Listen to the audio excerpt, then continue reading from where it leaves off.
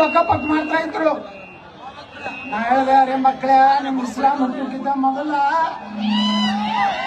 ಜಗತ್ತಂಗ್ ಹುಟ್ಟಿದ್ದು ಸನಾತನ ಹಿಂದೂ ಧರ್ಮ. ಪ್ರಭು ಶ್ರೀರಾಮಚಂದ್ರ ಪಾಂಡವರಿದ್ದಾಗ ಎಲ್ಲಿದ್ರು, ಇಸ್ಲಾಂ ಇರಲಿಲ್ಲ.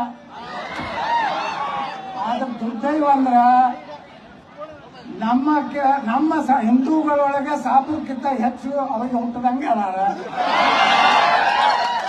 ವಕಫ್ ಕಾನೂನಿಗೆ ಹಿಂದೂಗಳು ಯಾರು ಬಾಳಾ ಸಾಹೇಬ್ ಠಾಕ್ರೆ ಮಗ ವಿರೋಧ ಮಾಡ್ತಾನ.